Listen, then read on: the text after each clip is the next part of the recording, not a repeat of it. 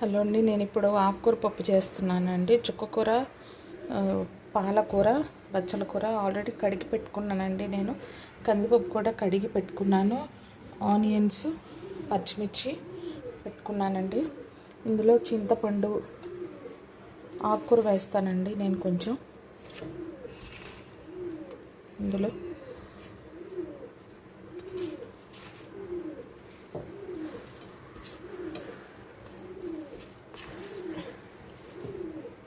చాలా సింపుల్గా పప్పు చేసుకోవచ్చండి, టేస్టీగా ఉంటుంది. ఆనియన్స్ అండి, పచ్చిమిర్చి అండి, సాల్ట్ అండి. సాల్ట్ మనం చూసి వేసుకోవచ్చండి, తర్వాత అయినా కూడా.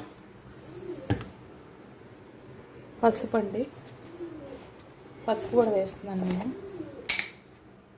కొంచెం పసుపు వేస్తున్నానండి. పసుపు వేసుకుంటే మనకు మంచిదండి. అలసర్లు,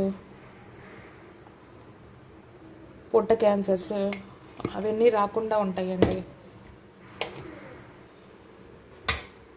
మూత పెడతానండి ఇప్పుడు.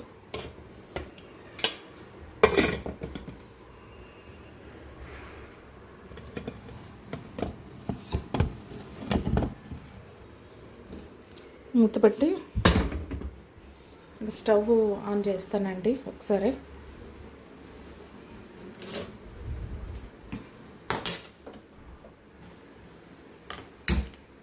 ఇలా 3 విజిల్సేనండి నేను రానిచ్చేది.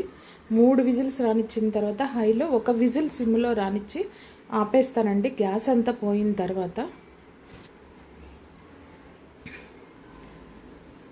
తర్వాత కొంచెం బాణీలో ఆయిల్ వేసుకొని, ఎండుమిరపకాయలు, కరివేపాకు, వెల్లుల్లి రెబ్బలు, జీలకర్ర వేసేసుకొని ఆ పప్పుని నేను తాలింపు పెట్టేసి, కొంచెం ఇంగువ కూడా వేసుకొని తాలింపు పెట్టేసి తీసేస్తానండి. చాలా టేస్టీగా ఉంటుందండి. ఏదైనా సరే వంట చేసుకోవడం చాలా ఈజీ అండి. థ్యాంక్స్ అండి.